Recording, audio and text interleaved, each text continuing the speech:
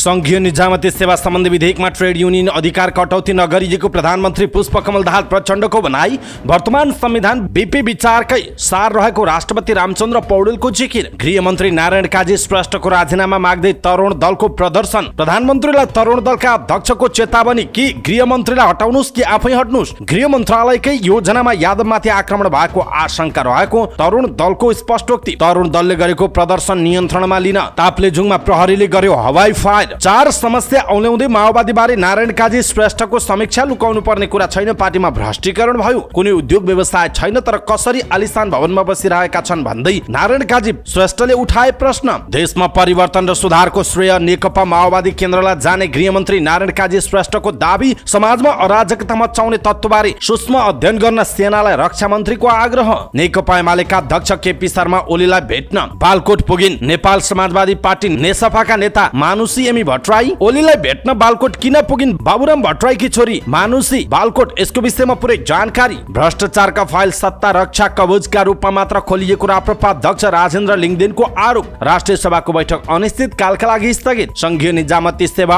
ऐन चाँडै संसदबाट पास भई लागू हुने संघीय मामिला तथा सामान्य प्रशासन मन्त्री अनिता देवीको स्पष्टीकरण। सीटीबीटीका रोकिएका परीक्षा सञ्चालन गर्न छलफल भइरहेको शिक्षा मन्त्री अशोक राईको भनाई। कोशीमा हिक्मत कार्कीले आज शपथ लिँदै मन्त्री परिषद पनि विस्तार गर्ने। कोशी प्रदेशका सांसद हाङ्गामको घरमा भयो हंगामा, इन्सपेक्टरले पिस्तोल कक गरेर मार्ने धम्की दिएको दाबी। स्थानीयको माग सम्बोधन गरेर लप्सीफेदीको सब स्टेसन निर्माण गर्ने ऊर्जा मन्त्री शक्ति बस्नेतको जिकिर। संघीय निजामती ऐन कर्मचारी मैत्री नआए सिंहदरबार भित्रै आन्दोलन गर्ने निजामती कर्मचारी युनियनको चेतावनी। निजामती कर्मचारीले सोच शैली र तौर तरिकामा सुधार गर्नुपर्ने मुख्य सचिव वैकुण्ठ अर्यालको भनाई। सुन तस्करी प्रकरणमा थप 1 जना पक्राउ परे। भैरहवा र पोखराको मौसम बिग्रिएपछि गुल्मीको रेसुङ्गामा उडान रद्द भयो। यार्सा गुम्बा संकलन गर्न वैशाखदेखि नै अनुमति माग्न सकिने। अरुण तेस्रो आयोजनामा 6 दिनदेखि स्थानीयको अवरोध कायमै। कावासोतीको केरुङ्गे खोलामा 3 वर्षदेखि पुल निर्माण कार्य अलपत्र। उदयपुरको त्रियुगा नगरपालिका क्षेत्रमा स्क्रब टाइफसको संक्रमण बढ्दै। मकवानपुर, चितवन र धादिङमा आज सार्वजनिक बिदा। प्रतिलिपि अधिकारको मुद्दा जिते गायक प्रमोद खरेलले। मालवाहक ढुवानी सवारी साधनले मात्रै सामान बोक्न पाउनु पर्ने यातायात व्यवसायीहरूको जिकिर। यातायात व्यवसायीहरूको माग। बाह्य लगानी भित्री आउने नेपालमा छिट्टै लगानी शिखर सम्मेलन आयोजना गर्ने अर्थमन्त्री डाक्टर प्रकाश शरण महतको भनाई। डलरको विनिमय दरमा देखियो नयाँ रेकर्ड। कतिमा भइरहेको छ कारोबार, यसको विषयमा पुरै जानकारी। अमेरिकामा जातीय भेदभावमाथि प्रतिबन्ध लगाउने क्यालिफोर्निया पहिलो राज्य बन्यो। इजिप्टले सुडान सिमानामा 2 नयाँ लजिस्टिक जोन स्थापना गर्ने। इजिप्टको विदेशी सञ्चित दर बढेको जानकारी। नेपाल थाइल्याण्डसँग पराजित, ग्लोबल क्वालिफायर पुग्न असफल। विश्वकप छनौटमा बाहिरिएपछि क्रिकेट कप्तान रुबिना भन्छन् अर्को पटक बलियो भएर आउँछौं। विदेशी भलिबल प्रशिक्षक हान अविङ नेपाल आइपुगे र नेपाल क्रिकेट संघ क्यानको केन्द्रीय सचिवमा उम्मेदवारी दिने पारस खड्काको तयारी। अध्यक्षमा चतुरबहादुर चन्दलाई समर्थन गर्ने। चतुरले दोस्रो कार्यकाल अध्यक्ष खाने सम्भावना बलियो बन्दै। दर्शक महानुभाव नमस्कार, समाचारपाटी.com को न्यूज बुलेटिनमा यहाँलाई हार्दिक स्वागत छ। प्रहलाद चन्द्र घिमिरे सदाको जहाँ आज पनि हामी उपस्थित भएका छौँ। आज दिनभरिका मुख्य समाचार, ब्रेकिङ न्यूज अपडेट लगायत तपाईँलाई काम लाग्ने हेर्नै पर्ने महत्त्वपूर्ण समाचारहरू लिएर हाम्रो मेहनतका लागि यो भिडियोमा एउटा लाइक अवश्य गर्नुहोला। दर्शक महानुभाव पलपलको न्यूज अपडेटका लागि हाम्रो च्यानललाई तपाईँले अहिलेसम्म सब्स्क्राइब गर्नुभएको छैन भने कृपया सब्स्क्राइब गर्नुहोस् अनि नजिकै आउने बेल आइकनलाई क्लिक गर्नुहोला। दैनिक रूपमा हेर्नुहुन्छ भने रेगुलर भनेर लेख्नुहोला। आज पहिलोचोटि हेर्दै हुनुहुन्छ भने फर्स्ट टाइम भनेर लेखिदिनुहोला। देशभित्र हुनुहुन्छ भने आफू रहेको गाउँ ठाउँ सहर जिल्लाको नाम लेख्नुहोला। विदेशमा हुनुहुन्छ भने कुन देशबाट हामीलाई हेरिरहनु भएको छ त्यो कुरा तलको कमेन्ट बक्समा कमेन्ट गर्नुहोला। आउनुहोस् दर्शक महानुभाव आजका मुख्य समाचार सुरु गरौँ। संघीय निजामती सम्बन्धी विधेयकमा ट्रेड युनियन अधिकार कटौती नगरेको प्रधानमन्त्री पुष्पकमल दाहाल प्रचण्डले स्पष्टीकरण दिएको प्रसङ्गबाट प्रधानमन्त्री पुष्पकमल दाहाल प्रचण्डले संघीय निजामती सेवा सम्बन्धी विधेयकमा ट्रेड युनियन अधिकार कटौती नगरिएको बताउनु भएको छ। सिंहदरबारमा आयोजित 20औं निजामती सेवा दिवसको अवसरमा आयोजित समारोहलाई सम्बोधन गर्दै उहाँले यस्तो बताउनु भएको हो। उहाँले ट्रेड युनियन अधिकारको कुरा कटौती भयो भन्ने प्रश्न उठेको भन्दै विधेयकमा भइरहेको व्यवस्थालाई केही पनि परिवर्तन नगरेकाले ढुक्क हुन आग्रह गर्नुभयो। उहाँले अहिलेको राजनैतिक परिवर्तन र संविधानको व्यवस्था अनुरूप नै निजामती प्रशासनमा गुणात्मक परिवर्तन आवश्यक रहेको बताउनु भयो। प्रधानमन्त्री दाहालले संघीय लोकतान्त्रिक गणतन्त्रमाथि गणतन्त्रप्रति पूर्ण रूपमा प्रतिबद्ध, राजनैतिक रूपमा तटस्थ, पेशागत रूपमा दक्ष, सुदृढ, उच्च मनोबलयुक्त, सेवामूलक, उत्तरदायी, व्यावसायिक, निजामती प्रशासनको विकासका लागि नीतिगत, कानुनी, संस्थागत, संरचनागत र व्यवहारिक प्रबन्ध गर्नुपर्ने आवश्यकता रहेको उहाँले बताउनुभयो। उहाँले लामो समयदेखि प्रतीक्षारत सङ्घीय निजामती सेवा सम्बन्धी विधेयक बिहिबारको मन्त्री परिषदको बैठकले संसदमा पठाउने निर्णय गरेको पनि बताउनु भएको छ। प्रधानमन्त्री प्रचण्डले सङ्घ, प्रदेश र स्थानीय तहबीचको प्रशासनिक अन्तर सम्बन्ध कायम गर्न, तीन तहबीच प्रशासनको कार्यात्मक अन्तर सम्बन्धलाई मजबुत बनाई प्रशासनिक सङ्घीयतालाई संस्थागत गर्न, सङ्घीय लोकतान्त्रिक गणतन्त्रको सुदृढीकरण र कार्यान्वयनमा सङ्घीय निजामती सेवा ऐन कोसेढुङ्गा साबित हुने समेत उहाँले विश्वास व्यक्त गर्नुभएको छ। राष्ट्रपति रामचन्द्र पौडेलले सङ्घीय लोकतान्त्रिक गणतन्त्र नेपालको वर्तमान संविधान बीपी विचारकै सार भएको बताउनु भएको छ। जननायक बीपी कोइराला स्मृति ट्रस्टले कोइरालाको 110औं जन्म जयन्तीका अवसरमा राष्ट्रपति भवन शीतल निवासमा आयोजना गरेको बीपी साहित्य तथा स्वतन्त्रता सेनानी सम्मान कार्यक्रममा उहाँले यस्तो धारणा व्यक्त गर्नुभयो। राष्ट्रपति पौडेलले अहिलेको संविधानले गरेको समावेशी व्यवस्था सहितका लोकतान्त्रिक मूल्य मान्यता बीपीले चाहेको समावेशी समाजको अवधारणाको सार भएको बताउनुभयो। उहाँले बीपीको विचारलाई अन्यथा व्याख्या नगर्न पनि आग्रह गर्नुभएको छ। कार्यक्रममा बीपी साहित्य जनकपुरका डाक्टर राजेन्द्र विमललाई प्रदान गरियो। पुरस्कारको राशि 1,01,000 रुपैयाँ र सम्मान पत्र रहेको छ। बीपी प्रजातन्त्र सेनानी सम्मान रूपन्देहीका 92 वर्षीय डिल्ली रमण शर्मा नेउपानेलाई प्रदान गरियो। सो पुरस्कारको राशि 51,000 नगद र सम्मान पत्र रहेको जनाइएको छ। राष्ट्रपतिबाट सम्मान ग्रहण गर्दै विमलले बीपी सदैव स्वतन्त्रता र समानताको पक्षधर रहेको बताउनु भएको छ। नेपाली कांग्रेसका सहमहामन्त्री महेन्द्र यादवमाथि भएको आक्रमणको विरोधमा तरुण दलले विरोध प्रदर्शन गरेको छ। तरुण दलका पूर्व अध्यक्ष समेत रहनुभएका यादवलाई रेपोर्टर्स क्लबको कार्यक्रमबाट बाहिरिने क्रममा बुधबार खुकुरी प्रहार भएको थियो। उक्त घटनाको विरोधमा नेपाली कांग्रेसको भातृ संस्था तरुण दलले काठमाडौँको रत्न पार्क स्थित शान्ति बाटिकामा विरोध प्रदर्शन गरेको छ। तरुण दलले गृहमन्त्री नारायण काजी श्रेष्ठको राजीनामा पनि माग गरेको छ। तरुण दलको बिहिबार बसेको केन्द्रीय समितिको बैठकले देशभर विरोध गर्ने निर्णय गरेको थियो। आक्रमणबाट घाइते यादवको टाउको पछाडिको भागमा चोट लागेको छ। उहाँको ट्रमा सेन्टरमा उपचार भइरहेको जनाइएको छ।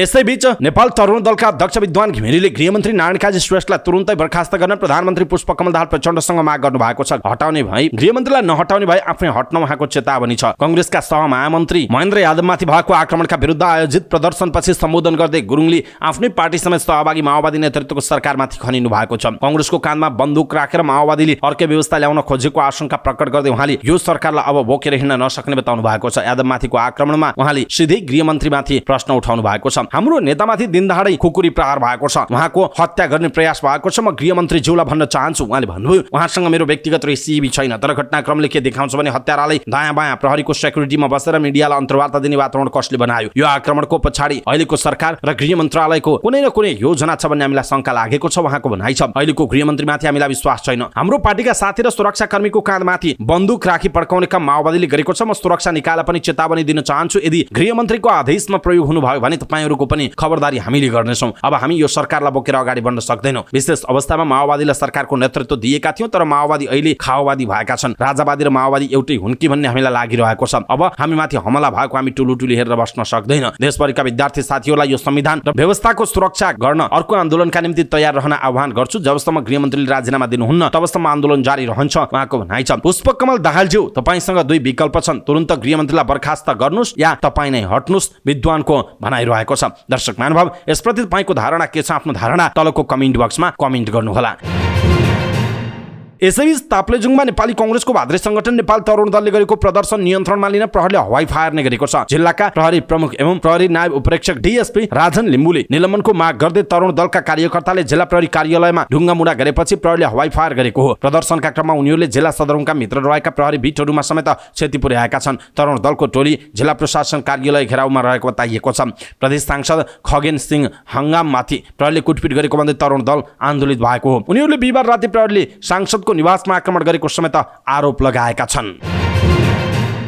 उपप्रधानता गृहमन्त्री नारायण काजी श्रेष्ठले माओवादीमा अहिले देखिएको 4 समस्या उल्याउनु भएको छ। माओवादी वरिष्ठ उपाध्यक्ष समेत रहनुभएका श्रेष्ठले ललितपुर महानगरमा आयोजित पार्टीको भेलालाई सम्बोधन गर्ने क्रममा पार्टीमा भ्रष्टीकरण बढेको स्वीकार गर्नुभयो। उहाँले अन्य पार्टीभन्दा माओवादी फरक भए पनि पछिल्लो समय पार्टी विधि पद्धति र विधान अनुकूल सामूहिक निर्णयबाट चल्न छोडेको गुनासो गर्नुभयो। उहाँले पार्टीका नेताहरूको कुनै व्यापार व्यवसाय नभए पनि आलिशान जीवनशैलीले प्रश्न उठेको बताउनु भएको छ। पार्टी रूपान्तरणका लागि जनतासँग माओवादी अभियान चलाइरहेका बेलामा वरिष्ठ उपाध्यक्ष श्रेष्ठले यसरी पार्टीको 4 समस्या समस्या औल्याउनु भएको हो। पहिला पार्टीमा आदर्श विचार सिद्धान्त रणनीति र कार्यनीतिको कुरा हुन्थ्यो, त्यसको आधारमा हामी अगाडि बढ्थ्यौँ। अहिले सतही कुरा हुन्छ, विचार सिद्धान्त धेरै उपेक्षित भएको छ, कसैलाई मतलब नै छैन। विचारका उज्यालो र सिद्धान्तको मार्ग निर्देशित अनुसार लामो समयसम्म क्रान्तिकारी अगाडि बढ्न सक्दैनन्। अहिले हामीमा अध्ययन पनि छैन उहाँको भनाइ छ। वैचारिक छलफल सिद्धान्तको कुरा पनि छैन। अहिले नयाँ मान्छे पनि पार्टीमा छैन, त्यसकारण हाम्रो दृष्टिकोण विचार सिद्धान्तको कुरा सही छ, त्यसलाई विकास गरे मात्रै नेपाललाई बनाउन सक्छौँ भन्ने कुरामा ध्यान जान छोड्यो। हाम्रो विचलन त्यहाँ भएको छ। दोस्रो, पार्टी सङ्गठनलाई विधि र पद्धतिमा चलाउनु पर्यो, विधान अनुकूल सामूहिक चलाउनु पर्यो। गुटबन्दी व्यक्तिवादी व्यवहार गर्नु भएन। विधिस्तम्भ ढङ्गले सामूहिक र संस्थागत ढङ्गले पार्टी चलाउनु पर्यो र कार्यकर्ताको न्यायोचित मूल्याङ्कन गर्नु पर्यो। निष्ठावान सैद्धान्तिक र जनताको सेवा गर्छन्, जो भ्रष्टाचार गर्दैनन्, तिनलाई मुख्य जिम्मेवारी दिनुपर्छ। हाम्रो त्यहाँ पनि कमजोरी हुन थालेको छ। पद्धति विधि नमान्ने केही अराजक छन्, कोही पद पाएपछि मै सर्वेश्वर बाबु भन्ठानेर नोकरसाही छन् उहाँको भनाइ छ। तेस्रो भनेको अहिले पार्टीमा भ्रष्टीकरण बढेर गएको छ। आफ्नो पैतृक सम्पत्ति त्यही देखिएको छैन, पार्टीले पैसा पनि दिएको छैन, दिन सक्ने हालत पनि छैन। हाम्रो केही पनि नभएका पूर्णकालीन कार्यकर्तालाई बचाउन सहयोग गर्न सकेको छैन। सुख र विलासी जीवन बिताउन पार्टीले कसैलाई पैसा त दिएको छैन। काम गरेको, कुनै उद्योग गरेको, व्यवसाय गरेको पनि देखिँदैन। तर पनि आलिशान भवनमा कसरी बसिरहेका छन् भन्ने प्रश्न उठेको छ। त्यसकारण हाम्रो पनि भ्रष्टीकरण बढ्दै गएको छ। यो सत्य हो, लुकाएर हुँदैन, यसलाई सच्याउनुपर्छ उहाँको भनाइरहेको छ। त्यस्तै चौथो नम्बरमा जनतासँग हाम्रो सम्बन्ध कमजोर भएर गएको छ। पहिलाको मजदुर, किसान, दलित, गरिब, सुकुम्बासी जनजातिहरूसँग सम्बन्ध राख्थ्यौँ, उहाँहरूका मुद्दा उठाउँथ्यौँ, उहाँहरूको हक अधिकारप्रति बोल्थ्यौँ, उनीहरूको घरमा बस्थ्यौँ, जान्थ्यौँ, छलफल गर्थ्यौँ। हो, अहिले सङ्घर्षको स्वरूप परिवर्तन भएकाले संसदमा जानु छ, सरकार चलाउनु छ, त्यो काम त बढेकै छ, अलिक फरक मोर्चाको काम उहाँको भनाइ छ। तर त्यसो भनेको जनतासँगको सम्बन्ध छोडिदिने भनेको हो भन्दै उहाँले प्रश्न गर्नुभयो। त्यो भनेको दलाल नोकरसाही, पुँजीपतिसँग सम्बन्ध बढाउने, उसैसँग मात्र उठवास पर्ने, ठेकेदार, व्यापारी, अलिकति पैसा भएकै मान्छेसँग मात्र सम्बन्ध राखेर आफ्नो जीवन चलाउने अनि जनता र कार्यकर्तालाई चासो नदिने भने हो र होइन नि? त्यहाँ पनि हाम्रो कमजोरी हुन थाल्यो उहाँको भनाइरहेको छ। दर्शक महानुभाव, 4 समस्या औल्याउँदै माओवादी बारी नारायण काजी श्रेष्ठले गरेको समीक्षा तपाईँलाई कस्तो लाग्यो? खास गरी लुकाउनु पर्ने कुरा छैन, पार्टीमा भ्रष्टीकरण बढ्यो भनेर उहाँले विभिन्न 4वटा विषयमा कुरा उठाउनु भएको छ। नारायण काजी श्रेष्ठको यो भनाइ तपाईँलाई कस्तो लाग्यो? आफ्नो कुरा तलको कमेन्ट बक्समा कमेन्ट गर्नुहोला। यसैबीच उपप्रधान तथा गृहमन्त्री नारायण काजी श्रेष्ठले व्यवस्थाको रक्षा गरेर देशको परिवर्तन माओवादी केन्द्रको नेतृत्वमा मात्र सम्भव भएको बताउनु भएको छ। ललितपुर महानगरपालिका वडा नम्बर 28 र 29 पार्टी वडा समितिले आयोजना गरेको भेलालाई सम्बोधन गर्दै उहाँले अरू पार्टीभन्दा देशलाई सफल बनाउन माओवादीले भूमिका खेलेको दावी गर्नुभयो। उहाँले भन्नुभयो, हाम्रो पार्टी अरूभन्दा राम्रो छ, परिवर्तन ल्याउन पनि हाम्रो पार्टीले लडेको हो, प्रतिगमनलाई असफल पार्न पनि हाम्रो पार्टीले नै सङ्घर्ष गरेको हो। देशमा सुधारको जति भूमिका खेल्ने पार्टी पनि हाम्रो नै हो। अहिले पनि हाम्रो पार्टीको सरकार छ र हामी प्रयत्न गरिरहेका छौँ उहाँको भनाइ छ। ओलीले संसद विघटन गरेर संविधानमाथि प्रहार गरेको भन्दै उहाँले माओवादीकै पहलमा व्यवस्था जोगाइएको पनि जिकिर गर्नुभएको छ।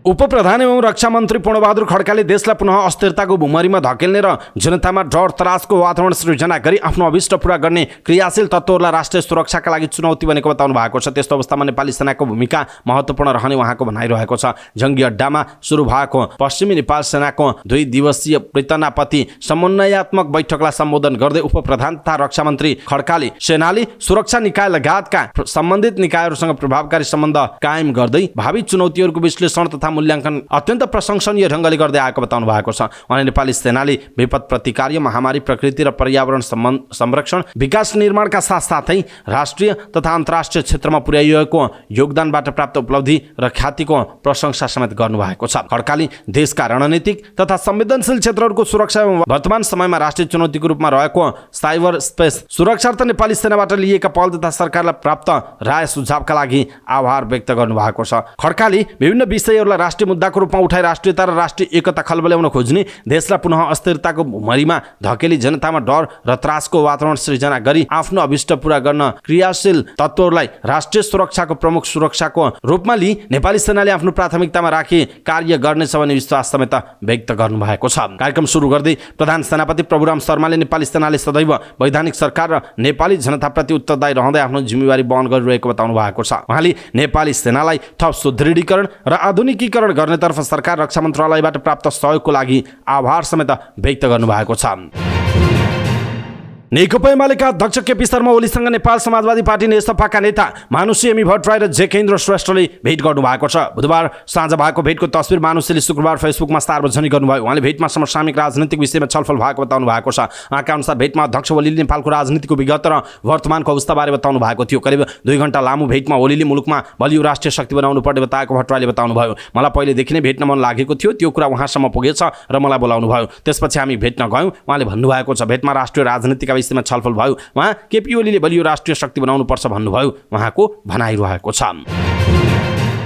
राप्रपा अध्यक्ष राजेन्द्र लिङ्गदेनले नेपालको राजनीतिमा गर्वका साथ शिर ठाडो पारेर आँखामा आँखा झुधाएर भ्रष्टाचार विरुद्ध उभिन सक्ने एकमात्र पार्टी राप्रपा भएको दावी गर्नुभएको छ। सुर्खेत विमानस्थलमा पत्रकारसँग कुराकानी गर्दै उहाँले नेपाली राजनीतिमा भ्रष्टाचार गर्नु आमाको रगत खानु सरह भएको दोहोर्याउनु भयो। अहिले सरकारले भ्रष्टाचार विरुद्ध चालेको कदमप्रति राप्रपाको समर्थन रहेको लिङ्गदेनले बताउनुभयो। तर भ्रष्टाचार विरुद्ध खोलिएका फाइल सत्ताको रक्षा कवचका लागि मात्र भएको उहाँको टिप्पणी छ। भ्रष्टाचारको जरासम्म पुग्यो भने सरकार टिकाउन राप्रपाको साथ रहने लिङ्गदेनको भनाइ छ। सुर्खेत विमानस्थलमा पत्रकारहरूसँग लिङ्गदेनले भन्नुभएको छ, आदेश दिने र निर्णयकर्तालाई संरक्षण गर्ने काम भएको छ। त्यसैले सरकारलाई अहिले स्याबासी दिनुपर्ने अवस्था छैन उहाँको भनाइरहेको छ। कर्णालीमा दशकदेखि राजनीति गर्दै आएकाहरूले भोटका लागि मात्रै जनतालाई प्रयोग गर्दै आइरहेको पनि उहाँको आरोप रहेको छ।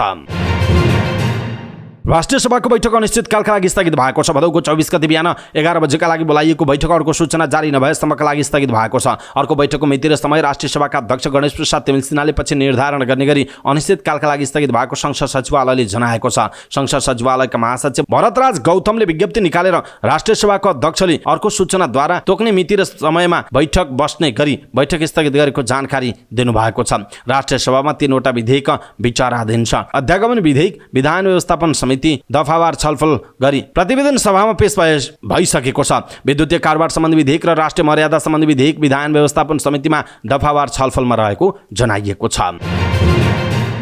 संघीय मामिला तथा सामान्य प्रशासन मन्त्री अनिता देवीले संघीय प्रशासन प्रणाली थप मजबुत बनाउन संघीय निजामती सेवा ऐनको भूमिका महत्त्वपूर्ण हुने बताउनु भएको छ। सिंहदरबारमा 20औं निजामती सेवा दिवसको अवसरमा आयोजित समारोहलाई सम्बोधन गर्दै उहाँले यस्तो बताउनुभयो। उहाँले प्राविधिक कारणले संघीय निजामती सेवा ऐन आउन ढिलाइ भए पनि सरकारले मन्त्री परिषदबाट पास गरी संसदमा पठाउने निर्णय भइसकेको भन्दै अब छिट्टै नै संसदबाट पारित भई कार्यान्वयनमा जाने विश्वास व्यक्त गर्नुभयो। उहाँले संघीय निजामती सेवा ऐन लागू भइसकेपछि संघीय निजामती सेवा मात्र नभई प्रदेश र स्थानीय तहसम्मको धेरै अन्योलता पनि अन्त्य हुने बताउनु भएको छ। मन्त्री देवीले ऐन पारित गर्न सबैको सहयोग र अपेक्षा राखेको उहाँले बताउनु भएको छ।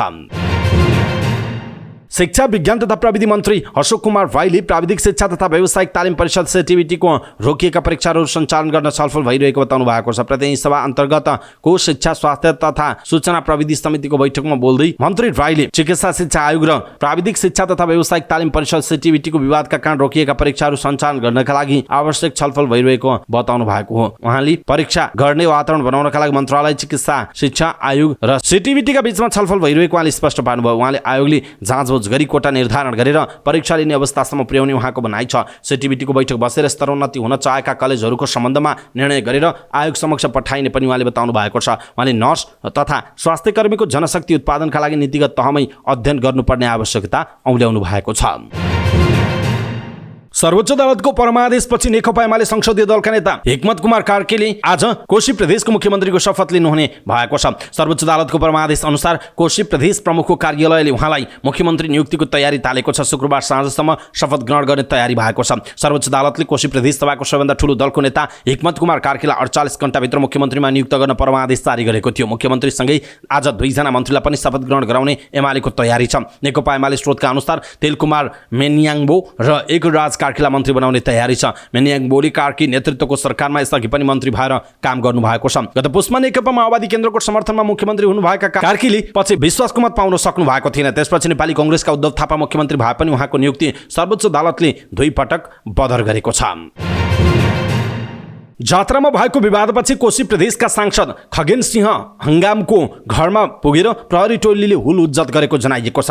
हंगामले ताप्लेजुङ घर गएका बेला राति 10 बजे प्रहरी टोलीले पेस्तोल तेर्स्याएर कक गरेको दावी गर्नुभएको छ। उहाँ ताप्लेजुङ 1-2 बाट नेपाली कांग्रेसबाट विजयी सांसद हुनुहुन्छ। नेपाली कांग्रेसका कार्यकर्तालाई रक्सी खाएका प्रहरीले कुटपिट गरेपछि दिउँसोदेखि नै प्रहरी र नेपाली कांग्रेसका कार्यकर्ताबीच भनामन भएको उहाँले बताउनुभयो। दिउँसो एक बहिनीलाई महापस्य सेवन गरेर दुःख दिएको देखेपछि कांग्रेसका कार्यकर्ताहरू मिलेर त्यसो नगर्न भनेका थिए। त्यही विषयलाई लिएर प्रहरीले घरमा घरमै आएर मलाई आक्रमणको प्रयास भयो। काठमाडौँबाट आएका क्षेत्रीय उपसभापति पेमा लामालाई पनि कुटी। राति घरमा रहेको बेला डीएसपी राजन लिम्बुले टोली पठाएर मलाई मार्ने प्रयास गरे, उहाँको भनाइरहेको छ। हाङ्गामले थप्नुभयो, प्रहरीले नै सादा पोसाकका गुण्डा लगाएर मलाई मार्ने प्रयास भयो। म माथि इन्सपेक्टरले पिस्तोल तेर्साएर कक गरेका थिए। सादा पोसाकमा ठूलो संख्यामा प्रहरी पठाएर घरमा घेरा हालेको हाङ्गामले जानकारी दिनुभयो। उहाँका अनुसार राति प्रहरीले लौरो समेत उहाँको घरमा छोडेका छन्। प्रदेश प्रहरी कार्यालय कोशीका प्रमुख डीआईजी राजेशनाथ वास्तोलाले भने सांसद हाङ्गाम र प्रहरी सामान्य विवाद भएको बताउनुभयो। प्रहरीले 9 बजेपछि जात्रा बन्द गर्न भनेको थियो। माननीय सहितको टोली बाटोमा बसेकाले सामान्य विवाद भएको घटनाका विषयमा थप अनुसन्धान भइरहेको वास्तोलाले बताउनुभयो।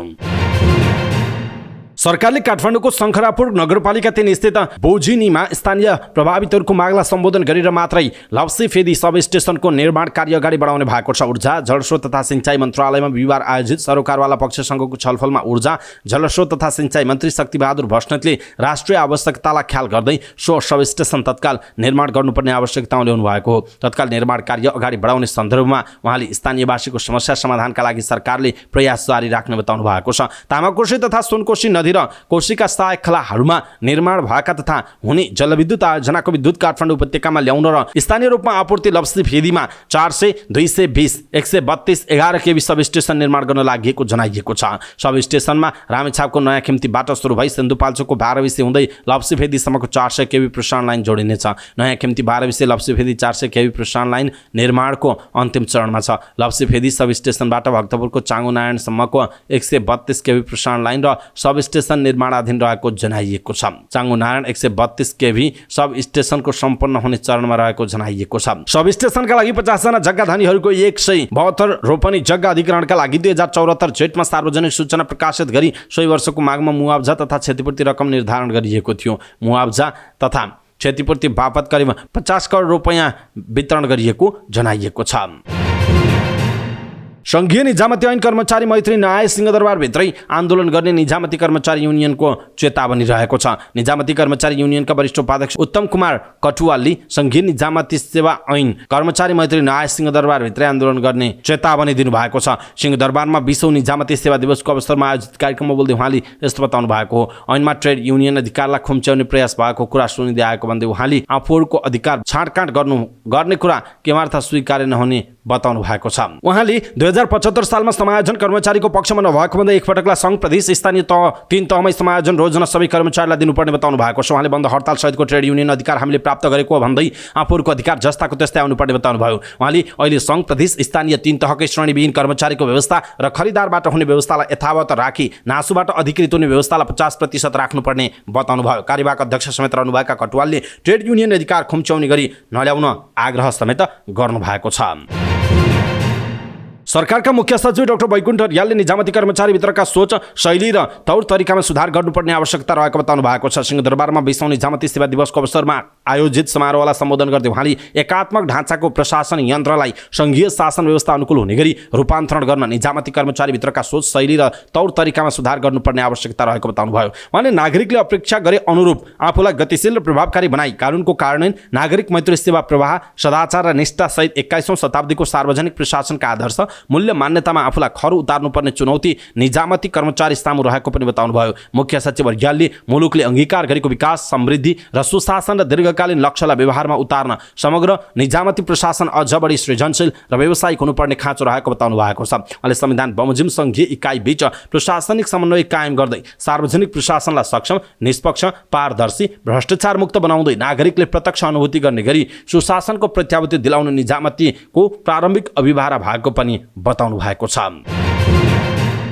सुन तस्करी प्रकरणमा थप 1 जना पक्राउ परेका छन्। पछिल्लो पटक बाराका शिवकुमार सफरलाई प्रहरीले पक्राउ गरेको छ। उनीसँगै त्रिभुवन अन्तर्राष्ट्रिय विमानस्थल भन्सारबाट बाहिरिएको 61 किलो सुन प्रकरणमा पक्राउ पर्नेको संख्या 27 पुगेको छ। गत साउन 3 गते त्रिभुवन अन्तर्राष्ट्रिय विमानस्थलबाट बाहिरिएको सुन राजस्व अनुसन्धान विभागले सिना मङ्गलबाट बरामद गरेको थियो। ब्रेक्सु भनेर तस्करी गरिएको सुन प्रकरणमा चिनिया व्यापारी र उनीहरूसँग साँठगाँठ भएका नेपालीहरूलाई पक्राउ गरी प्रहरीले अनुसन्धान जारी राखेको छ। यो प्रकरणमा पूर्व सभामुख कृष्णबहादुर महराका छोरा राहुल पनि पक्राउ परेका छन्। पूर्व उपराष्ट्रपति नन्दबहादुर पुन पासाङका छोरा दिपेशसँग पनि प्रहरीले बयान लिएको जनाइएको छ। पोखरा र भैरहवाको मौसम बिग्रिएपछि शुक्रबार निर्धारित नेपाल एयरलाइन्सको काठमाडौँ रेसुङ्गा उडान रद्द भएको छ। गन्तव्य विमानस्थलसँग वैकल्पिक विमानस्थलको समेत मौसम राम्रो हुनुपर्ने नेपाल नागरिक उड्डयन प्राधिकरणको कडा नियमका कारण शुक्रबार रेसुङ्गामा निर्धारित उडान रद्द गर्नु परेको बताइएको छ। रेसुङ्गा विमानस्थलमा जहाज अवतरण गर्न नसक्दा विकल्पका रूपमा पोखरा या भैरहवा तोकिएको छ। ती स्थानमा मौसम खराब भएकाले शुक्रबारको उडान रद्द भएको रेसुङ्गा विमानस्थलका वरिष्ठ अधिकृत तथा एयर ट्राफिक कन्ट्रोलर अस्मिता बस्नेतले जानकारी दिनुभयो। शुक्रबार रेसुङ्गा विमानस्थलको मौसम भने राम्रो थियो। गुल्मी जिल्लाको रेसुङ्गा विमानस्थलमा 3 महिनादेखि नै उडान बन्द हुँदै आएको छ। शुक्रबारका लागि उडान हुने भनिए पनि अल्टरनेट विमानस्थलको मौसम खराब देखाउँदै उडान हुन नसक्दा टिकट काटेका यात्रु भने अलपत्र परेका छन्। शुक्रबार गुल्मीबाट काठमाडौँ जान 13 जनाले टिकट काटेका थिए। काठमाडौँबाट गुल्मी आउनका लागि 8 जनाले टिकट काटेका थिए। गुल्मीबाट काठमाडौँ जान रेसुङ्गा विमानस्थल पुगेका नागरिक उडान अवरुद्ध भएपछि गाडीको यात्रामा गन्तव्यतर्फ लागेको जनाइएको छ। उच्च हिमाली क्षेत्रका राष्ट्रिय निकुञ्ज आरक्षित संरक्षित क्षेत्र र मध्यवर्ती क्षेत्रमा वैशाखदेखि नै यार्सा गुम्बा अनुमति माग्न सकिने भएको छ। वन तथा वातावरण मन्त्रालयले यार्सा गुम्बा व्यवस्थापन सङ्कलन तथा ओसार प्रसार निर्देशिकाको मस्यौदा तयार पारेको छ। उक्त मस्यौदाले अब यार्सा गुम्बा सङ्कलन वैशाखदेखि असारसम्म गर्न सकिने गरी समय तोकेको छ। यसअघि यस्तो समय जेठको दोस्रो सातादेखि असार मसान्तसम्म रहेको थियो। मन्त्रालयले शुक्रबार मस्यौदा सार्वजनिक गर्दै यसमा राय सुझाव भई 10 दिनभित्र उपलब्ध गराउन समेत भनेको छ। मस्यौदा अनुसार हरेक वर्ष वैशाखदेखि असार मसान्तभित्र बढीमा 30 दिनको समय तोकेर यार्सा गुम्बा सङ्कलनको अनुमति दिइने बताइएको छ। यार्सा गुम्बा सङ्कलन गर्न 16 वर्ष उमेर पुगेको हुनुपर्छ। एक व्यक्तिलाई 1 वर्षमा एक पटक मात्रै यार्सा गुम्बा सङ्कलनको अनुमति दिने प्रावधानले निरन्तरता पाएको बताइएको छ। सङ्कलित यार्सा गुम्बा ओसार प्रसार गर्न चाहने व्यक्ति फर्म वा कम्पनीले समेत सम्बन्धित संरक्षण कार्यालय वा परिषदहरूमा निवेदन दिनुपर्ने बताइएको छ। त्यसपछि कार्यालयले छोडपत्र अनुमति दिन्छ। त्यस्तो अनुमति पाएको 30 दिनभित्र ओसार प्रसारको काम सकिसक्नुपर्छ। त्यसअघि 2073 सालमा बनेको निर्देशिकालाई नयाँ निर्देशिकाले प्रतिस्थापन गर्ने भएको छ। मुआब्जा वितरणमा ढिलाइ भएको जनाउँदै स्थानीयवासीले निर्माणाधीन 900 मेगावाटको अरुण तेस्रो जलविद्युत आयोजनाको विद्युत गृहस्थल र प्रवेश मार्ग बन्द गरिदिएका छन्। गत शनिबारदेखि अरुण तेस्रो प्रवेश मार्ग मुआब्जा पीडित सङ्घर्ष समितिले विद्युत गृहस्थल र प्रवेश मार्ग बन्द गरेका हुन्। अरुण तेस्रो प्रवेश मार्गको छ्याङकोटी दिदिड पुखुवा सडक खण्डको मुआब्जा वितरण ढिलाइ भएको बताएको छ। अरुण प्रवेश मार्ग सङ्घर्ष समितिका संयोजक झिनकुमार भाइले अरुण तेस्रो प्रवेश मार्गको 24 किलोमिटर क्षेत्रको मुआब्जा वितरण गर्न सरकारले आलटाल गरिरहेको आरोप लगाउनु भयो। जग्गा धनीलाई मुआब्जा बापतको रकम दिने भनेर भइसकेको मुआब्जा रोकिएपछि बाध्य भएर अनिश्चितकालीन आन्दोलनमा उत्रिएको उहाँले बताउनु भएको छ। जिल्ला प्रशासन कार्यालय सङ्खुवा सभामा गठित छुट मुआब्जा निर्धारण समितिले गत 26 वैशाखमा छ्याङकुटी दिदिड सडक खण्डको प्रतिरूप पनि 11,75,000 रुपैयाँ दिने निर्णय गरेको जनाइएको छ। तर हालसम्म पनि मुआब्जा नपाएपछि स्थानीयहरू आक्रोशित बनेको जनाइएको छ। जग्गा धनीलाई मुआब्जा बापतको रकम दिने भनेर निर्धारण भइसकेको मुआब्जा रोकिएपछि बाध्य भएर अनिश्चितकालीन आन्दोलनमा उत्रिएको उहाँको भनाइ छ। जिल्ला प्रशासन कार्यालय सङ्खुवा सभामा गठित छुट मुआब्जा निर्धारण समितिले वैशाख 26 मा छ्याङकुटी दिदिड सडक खण्डको प्रतिरूप पनि 11,75,000 रुपैयाँ दिने गरी निर्णय गरेको थियो। तर अहिलेसम्म पनि मुआब्जा नआएपछि स्थानीय आन्दोलित बनेका छन्। अरू तेस्रो विद्युत आयोजना निर्माण भारतीय कम्पनी सप्तलजले गरिरहेको छ। मुआब्जा पीडित सङ्घर्ष समितिका संयोजक राईले माग सम्बोधन गर्न सरकारसँग आह्वान गरेको जनाइएको छ। नवलपरासी बर्दाघाट सुस्ता पूर्व नवलपुरको कावासोती स्थित केरुङ्गे खोलामा पुल निर्माण अलपत्र परेको छ। 3 वर्षदेखि उक्त पुलको काम अलपत्र अवस्थामा छ। कावासोती नगरपालिका 3 र 4 लाई जोड्ने गरी केरुङ्गे खोलामा निर्माणाधीन पुल अलपत्र बनेको हो। 2077 साल असारसम्ममा पुल निर्माण सम्पन्न गर्नुपर्नेमा यसै अलपत्र पारी ठेकेदार सम्पर्कविहीन भएपछि समस्या भएको कावासोती 4 का वडा अध्यक्ष नारायण प्रसाद लोहनीले बताउनु भयो। पुलको काम 2075 सालमा सुरु भएको थियो। पुलको केही भाग निर्माण सकिएको छ। बीच खण्डमा ढलानको काम भने गर्न बाँकी छ। आफूले पटक फोन गर्दा ठेकेदार सम्पर्कमा नआएको र काम समेत अगाडि नबढाएको उहाँले बताउनु भएको छ। उदयपुरको सदरमुकाम गाईघाट बजार लगायत त्रियुगा नगरपालिका क्षेत्रमा स्क्रब टाइफसको संक्रमण देखा पर्न थालेको छ। जिल्लामा भदौको पहिलो साता 1 जनामा संक्रमण देखिएसँगै अहिले दैनिक बिरामीको संख्या वृद्धि हुन थालेको जिल्ला अस्पताल उदयपुरले जनाएको छ। भदौको पहिलो साता पहिलो पटक अस्पतालमा उपचार गर्न आएका 1 जनामा स्क्रब टाइफसको संक्रमण देखा परेको अस्पतालका प्रमुख डाक्टर ज्ञानेन्द्र झाले जानकारी दिनुभयो। उहाँका अनुसार पछिल्लो केही दिन यता बिरामीको संख्या दैनिक वृद्धि हुँदै गइरहेको छ। अस्पतालका फिजिसियन डाक्टर राहुल रौनियारका अनुसार अहिले नयाँ भाइरसका रूपमा देखिएको स्क्रब टाइफसको उपचारका लागि दैनिक 5 देखि 10 10 जनासम्म बिरामी अस्पताल आउने गरेको जनाइएको छ। सुरुमा यस रोगको लक्षण अनियमित ज्वरो आउने, शरीर तथा छालामा राता डाम्रा देखिने लगायतको रहेको उहाँले बताउनुभयो। हाल यसको संक्रमण जिल्लाको त्रियुगा र बेलका नगरपालिका क्षेत्रसहित चौदण्डीगढी नगरपालिकाका केही भागमा देखा पर्न थालेको जिल्ला अस्पताल उदयपुरका चिकित्सकले बताएका छन्। साउनको पहिलो सातादेखि डेङ्गु देखा परेको थियो भने साउनको दोस्रो सातादेखि आँखामा आँखा पाक्ने रोगको संक्रमण फैलिएको अस्पतालका प्रमुख शाहले बताउनु भएको छ। स्क्रब टाइफस ब्याक्टेरिया माइड नामक जीवाणु वा एक प्रकारको जुम्राबाट सर्ने रोग हो। उदयपुरमा हाल डेङ्गी, मौसमी र भाइरल ज्वरोका साथै आँखा पाक्ने संक्रमण न्यून हुँदै गइरहेका बेला स्क्रब टाइफसको संक्रमण देखा परेको चिकित्सकको भनाइरहेको छ। बागमती प्रदेश सरकारले आज 3वटा जिल्लामा सार्वजनिक बिदा दिएको छ। चेपाङ समुदायको राष्ट्रिय पर्व न्वागी छोनामको अवसरमा बागमती प्रदेश सरकारले 3 जिल्लामा सार्वजनिक बिदा दिएको हो। केही दिन अघि बसेको प्रदेश मन्त्री परिषद बैठकले निर्णय अनुसार प्रदेश सरकारले बागमतीको चितवन, मकवानपुर र धादिङ जिल्लामा सार्वजनिक बिदा दिएको आन्तरिक मामिला तथा कानुन मन्त्री एवं प्रवक्ता गंगा नारायण श्रेष्ठले बताउनु भएको छ। बसोबासका आधारमा मकवानपुर, चितवन र धादिङमा चेपाङ समुदायको बाहुल्यता रहेको छ। न्वागी पर्वको अवसरमा मकवानपुरको राक्सीराङ गाउँपालिका भने हिजो र आज 2 दिन नै सार्वजनिक बिदा दिएको छ। जिल्ला अदालत काठमाडौँले प्रतिलिपि अधिकार उल्लङ्घनको विषयमा विन्ध्यवासिनी म्युजिक प्रणालीका सञ्चालक लीला शर्मा रेग्मी र सुभाष रेग्मीलाई दोषी ठहर गरेको छ। न्यायाधीश उत्तम सिलवालको इजलासले उनीहरूलाई प्रतिलिपि अधिकार उल्लङ्घनको आरोपमा दोषी ठहर गरेको हो। जिल्ला अदालतले उनीहरूमाथि 3 वर्षभन्दा बढी कैद हुने भएपछि सजाय निर्धारणका लागि फेरि सुनवाई गर्न आदेश दिएको छ। गायक प्रमोद करेलले आफूमा निहित प्रतिलिपि अधिकारको विन्ध्यवासिनी म्युजिक प्रणालीले दुरुपयोग गरेको भनी प्रहरीमा उजुरी जारी गरेका थिए। त्यसका आधारमा सरकारी वकिलले उनीहरूमाथि मुद्दा नचलाएको जनाइएको छ।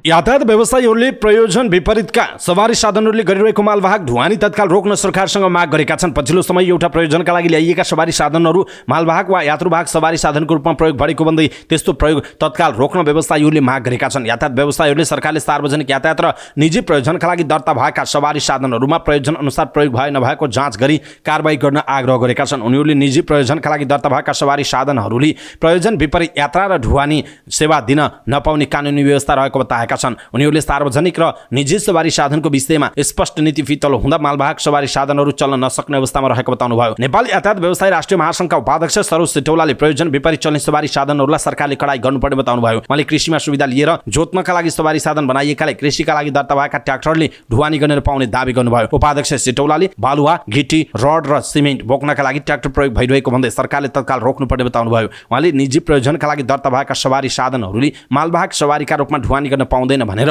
महासंघले सबै निकायलाई पत्र पठाएको बताउनुभयो। त्यस्तै उपाध्यक्ष सिटौलाले सरकारले भारतीय मालवाहक सवारी साधनलाई 72 घण्टाको पर्मिट सुविधा दिनु गलत भएको बताउनु भएको छ। उहाँले 72 घण्टामा त्यस्ता सवारी साधनहरू देश नै घुमिसक्ने भन्दै नेपालमा मालवाहक सवारी साधनहरू घर ग्यारेजमा थन्किनु परेको बताउनु भएको छ। नेपाल यातायात राष्ट्रिय महासंघका कोषाध्यक्ष रामबाबु शिबु तामाङले सार्वजनिक यातायात व्यवसायीहरूलाई राज्यले दुश्मन बनाउने काम गरेको बताउनु भएको छ। उहाँले यातायात ऐन अनुसार चलाउन राज्यले निर्देशन गर्नुपर्ने बताउनु भएको छ। अर्थमन्त्री डाक्टर प्रकाश शरण महतले नेपालमा छिट्टै लगानी शिखर सम्मेलन गर्ने घोषणा गर्नुभएको छ। सिंहदरबारमा आयोजित लगानी बोर्डको 12औं वार्षिक उत्सवको अवसर पारेर उहाँले यस्तो घोषणा गर्नुभयो। अर्थमन्त्री महतले विश्व बजारमा सूचना प्रविधिको क्षेत्रमा स्थापित कर्पोरेट कम्पनीहरूको लगानी समेत नेपालमा भित्र्याउने गरी सो शिखर सम्मेलन आयोजना गर्न लागि जानकारी दिनुभयो। त्यस अवसरमा उहाँले नेपालमा आर्थिक वृद्धि बढाउने राम्रा सङ्केतहरू देखिएको उल्लेख गर्दै त्यसले मुलुकको आर्थिक गतिविधिले बढावा पाउने विश्वास व्यक्त गर्नुभयो। नेपालमा पर्यटन, कृषि, जलविद्युत र सूचना प्रविधिको क्षेत्रमा लगानी बढ्ने र बजारको पनि राम्रो व्यवस्था भएकाले यस क्षेत्रमा बाह्य लगानी भित्रने सम्भावना समेत रहेको अर्थमन्त्री महतले बताउनु भएको छ। उहाँले भारतमा 10,000 मेगावाट विद्युत 10 वर्षमा खरिद गर्ने सम्झौता भएको र चीनमा पनि सरकारले सोही खालको सम्झौतालाई अब छिट्टै अगाडि बढाउनु पर्ने बताउनु भएको छ। अर्थमन्त्री महतले नेपालमा बाह्य लगानी भित्राउने काममा लगानी बोर्डले अझ प्रभावकारी ढङ्गले पहल गर्ने विश्वास समेत व्यक्त गर्नु भएको छ। अमेरिकी डलरको मूल्यले नयाँ रेकर्ड बनाएको छ। लगातार बढ्दो क्रममा देखिएको डलरको मूल्य शुक्रबार हालसम्मकै उच्च भएको हो। शुक्रबार 1 अमेरिकी डलरको विनिमय दर खरिद मूल्यमा 132 रुपैयाँ 84 पैसा र बिक्री मूल्यमा 133 रुपैयाँ 34 पैसा पुगेको छ। भदौ 21 बिहीबार डलरको खरिद दर 132 रुपैयाँ 72 पैसा र बिक्री दर 133 रुपैयाँ 32 पैसा रहेको थियो। त्यस्तै 20 भदौ बुधबार खरिद दर 132 रुपैयाँ 57 पैसा र बिक्री दर 133 रुपैयाँ 17 पैसा रहेको थियो। लामो समयदेखि 132 रुपैयाँकै वरिपरि रहेको अमेरिकी डलरको विनिमय दर गत बुधबारबाट पछिल्लो 3 दिन लगातार बढेको छ। यसअघि भदौ 1 मा डलरको खरिद मूल्य 132 रुपैयाँ 74 पैसा र बिक्री मूल्य 133 रुपैयाँ 34 पैसा पुगेको जनाइएको छ। नेपाल र भारतको स्थिर विनिमय दरको कारण भारतीय रुपैयाँ कमजोर बन्दा नेपाली रुपैयाँ पनि कमजोर हुने गरेको जनाइएको छ। अमेरिकामा विधानसभाबाट जातको आधारमा हुने भेदभावलाई दण्डनीय अपराध ठहर गर्ने विधेयक पारित गर्ने क्यालिफोर्निया पहिलो राज्य बनेको छ। क्यालिफोर्निया राज्यको पछिल्लो कदमले आफूमाथि जातको आधारमा भेदभाव हुने गरेको गुनासो गर्दै आएका दक्षिण एसियाली मुलुकका मानिसलाई सुरक्षा प्रदान गर्ने अपेक्षा गरिएको छ। राज्यको विधानसभाले पारित गरेको यो विधेयकमा हस्ताक्षर गरेर अब यसलाई कानुनको रूप दिने कि नदिने भन्ने निर्णय राज्यका गभर्नरले गर्नुपर्ने हुन्छ। गएको फेब्रुअरीमा जातीय विभेदमा प्रतिबन्ध लगाएर सियाटल त्यस्तो नियम बनाउने पहिलो सहर बनेको थियो। क्यालिफोर्निया राज्यका डेमोक्रेट गभर्नर ग्याभिन न्युसमको कार्यालयले विधेयक आफ्नो टेबलमा आएपछि त्यसको समीक्षा गर्ने बताएको बीबीसीले जनाएको छ। केही हिन्दू समूहले जातीय प्रणाली उत्तरी अमेरिकामा गम्भीर मुद्दाको रूपमा नरहेको दाबी गर्दै आएका छन्। केही दलित अधिकार कर्मीले त्यस्तो दाबीलाई अस्वीकार गर्दै आफूले परम्परागत रूपमा विशेष सुविधा पाउँदै आएको भनिने समुदायबाट मानिसबाट भेदभावको सामना गरिरहनु परेको बताएका छन्। इजिप्टले सुडानसँगको सिमानामा नयाँ लजिस्टिक जोन स्थापना गर्ने भएको छ। इजिप्टको यातायात मन्त्रालयले बिहिबार सुडानसँगको सिमानामा 2वटा लजिस्टिक जोन स्थापना गर्ने घोषणा गरेको हो। लजिस्टिक क्षेत्र बनाएपछि लामो समयदेखि रहेको ट्राफिक जाम कम हुने बताइएको छ। सामान लोड गर्न र दुई राष्ट्र बीचको व्यापारिक गतिशीलता बढाउने उद्देश्य राखिएको जनाइएको छ। सो क्षेत्रमा ट्रकको भिड एउटा समस्या बन्दै आएको छ, जसका कारण व्यापारिक कार्यमा ढिलाइ भइरहेको बताइएको छ। यसैबीच इजिप्टको केन्द्रीय बैंक सीबीईले गत जुलाई महिनाको तुलनामा अगस्तमा देशको विदेशी सञ्चित दर वृद्धि भएको बताएको छ। अघिल्लो महिनाको तुलनामा 34.88 बिलियन डलरबाट अगस्त 2023मा बढेर 34.928 बिलियन अमेरिकी डलर पुगेको बिहिबार केन्द्रीय बैंकले जनाएको छ। अर्थमन्त्री मोहम्मद माइतले इजिप्ट सरकारले 2023को अन्त्य अघि 1.5 बिलियन डलर बाह्य वित्तीय सङ्कलन गर्न चाहेको बताएका छन्। मलेसियामा भइरहेको आइसिसी महिला टी20 विश्वकप एसिया छनौटमा कमजोर ब्याटिङ गरेपछि नेपाल थाइल्यान्डसँग 46 रनले पराजित हुँदै बाहिरिएको छ। यस हारपछि नेपालको ग्लोबल क्वालिफायर पुग्ने लक्ष्य समेत पूरा हुन सकेको छैन। थाइल्यान्डले दिएको 106 रन लक्ष्य पछ्याएको नेपाल 19.3 ओभरमा सबै विकेट गुमाएर 59 रनमै अल आउट भएको हो। नेपालका लागि कविता कुमार अभिजित रहँदै सर्वाधिक 17 रन बनाइन् भने कविता जोशी र अप्सरी बेगमले समान 10 रन जोडे। बाँकीले दोहोरो अङ्कमा रन बनाउन सकेनन्। नेपाललाई अल आउट गर्न थाइल्यान्डकी ताइपत्छा पुत्तावोङ र ओनिचा कामचो फुली 3 विकेट लिन्। नातया बुत्ताथमले 2 विकेट लिन्। त्यसअघि वाङ्गी स्थित युकेएम वाइएसडी ओभलमा टस हारेर पहिला ब्याटिङ गरेको थाइल्यान्डले 2 विकेट गुमाएर 105 रन बनाएको थियो। सुरुमै विकेट गुमाएपछि सुस्त सुरुवात गरेको थाइल्यान्डले ओपनर नानापात खोज्जारोएनकाईको अर्धशतक मद्दतमा 100 रन कटाएको थियो। नानापात बोङ्खारोएनकाईले 63 बल खेल्दै 4 चौका मद्दतमा अभिजित 59 रन बनाइन्। खेलको पहिलो ओभरमै नेपालकी कविता कुमारले थाइल्यान्डकी ओपनर सुबानान खायाओटोलाई रुबिना छेत्रीबाट क्याच आउट गराएकी थिइन्। तर त्यसपछि नानापात बच्चारोएनकाई नाथाकान चान्थमले दोस्रो विकेटका लागि 68 रनको साझेदारी गर्दै रन उकासेका थिए। चान्थमले 31 रन बनाइन्। नेपालका लागि कविता र पुजाले समान 1-1 विकेट लिएका थिए। यसैबीच नेपाली महिला क्रिकेट टिमकी कप्तान रुबिना छेत्रीले आइसिसी वुमेन्स टी20 विश्वकप एसिया क्षेत्र छनौटमा थाइल्यान्डसँग सेमिफाइनलमा पराजित हुँदै ग्लोबल क्वालिफायर्समा पुग्न नसकेपछि अर्को पटक यही सिकाइलाई आत्मसात गर्दै बलियो भएर फर्कने बताएका छन्। हामीले धेरै सकारात्मक पक्षहरू लिएर जाँदैछौँ। हामीले यहाँ सिकेका सिकाइहरू लिएर जानेछौँ। खेलपछि कमेन्टरसँग कुराकानी गर्दै उनले भनेकी छिन् त्यही कुराहरूलाई आत्मसात गर्दै अर्को पटक बलियो भएर आउनेछौँ उनको भनाइ छ। रुबिनाले नेपाली टिमले राम्रो प्रतिस्पर्धा गरे पनि लक्ष्य पूरा गर्न नसक्दा नराम्रो लागेको बताएका छिन्। हार्यौँ, नराम्रो भयो, तर हामी सिक्ने तहमा नै छौँ। हामीले राम्रो प्रतिस्पर्धा दियौँ उनले भनिन्। तर हामीले सोचेको जसरी प्रतियोगिताको अन्त्य गरेनौँ, जसरी हामीले केटीहरूले खेले त्यसको आधारमा म उनीहरूप्रति गर्व गर्छु। सेमिफाइनल्समा थाइल्यान्डसँगको खेल जित्न नेपालले 106 रनको लक्ष्य पाएको थियो। तर नेपाल 19.3 ओभरमा सबै विकेट गुमाएर 59 रनमै अल आउट भएको हो। विदेशी भलिबल प्रशिक्षक हान अभिङ नेपाल आइपुगेका छन्। 19औं एसियन गेम्समा नेपाली भलिबल टोलीको प्रशिक्षकको रूपमा रहेका नेदरल्यान्ड्सका प्रशिक्षक हान नेपाल आइपुगेको नेपाल भलिबल संघले जनाएको छ। उनलाई राष्ट्रिय टिमका प्रशिक्षक जगदीश भट्ट र राष्ट्रिय पुरुष टिमका ट्रेनर रूपेश विष्टले त्रिभुवन अन्तर्राष्ट्रिय विमानस्थलमा स्वागत गरेका थिए। यही सेप्टेम्बर 23 देखि अक्टोबर 8 सम्म चीनको हानझाओमा हुने 19औं एसियन गेम्समा हान अभिङ नेपालको पुरुष टिमको प्रशिक्षकको भूमिकामा हुनेछन्। तर उनको अनुपस्थितिमा अर्का बेल्जियन प्रशिक्षक एन्डी ब्रान्ट र जगदीश भट्ट भरत यादवले पुरुष टिमलाई प्रशिक्षण दिइरहेका छन्। यसपटक नेपाली टिमको कप्तानमा मानबहादुर श्रेष्ठ छन्। नेपालको पुरुष टिमले लगातार दोस्रो पटक एसियन गेम्स खेल्न लागेको भने महिला टिमले पहिलो पटक एसियन गेम्स खेल्दैछ। हान अभिङले एसियन गेम्सपछि श्रीलङ्कामा हुने काभा पुरुष भलिबल च्यालेन्ज कपमा पनि नेपाली पुरुष टिमको प्रशिक्षण सम्हाल्ने भलिबल संघले जनाएको छ। हान अभिङ तेस्रो पटक नेपाल आएका हुन्। यसअघि उनले एभिसी सेन्ट्रल जोनमा 2 पटक नेपाली पुरुष टिमको प्रशिक्षक भएर काम गरेका थिए। नेपाल क्रिकेट संघ क्यानको बागमती अध्यक्षमा निर्वाचित भएका राष्ट्रिय क्रिकेट टिमका पूर्व कप्तान पारस खड्काको नजर अब केन्द्रीय निर्वाचनतिर छ। आउँदो 5 र 6 असोजमा हुने क्यानको केन्द्रीय अधिवेशनमा पारसले सचिव पदमा उम्मेदवारी दिने आन्तरिक तयारी गरेका छन्। क्यानको विधान अनुसार प्रदेश र जिल्लाको पदाधिकारीले केन्द्रीय कार्य समिति र पदाधिकारीमा पनि चुनाव लड्न रोकटोक रहेको छैन। त्यसैले बागमतीको अध्यक्ष हुँदै पारसले केन्द्रमा पनि जुनसुकै पदमा लड्न सक्छन्। उनलाई धेरैले केन्द्रीय अध्यक्षकै आकांक्षीका रूपमा समेत हेरेका छन्, तर निकट स्रोतका अनुसार पारस यसपालि अध्यक्षमा लड्ने छैनन्। अर्को पालि क्यानको नेतृत्व लिने मार्गचित्र सहित यसपटक सचिवमा लड्ने मनस्थिति बनाएको स्रोतको भनाइ छ।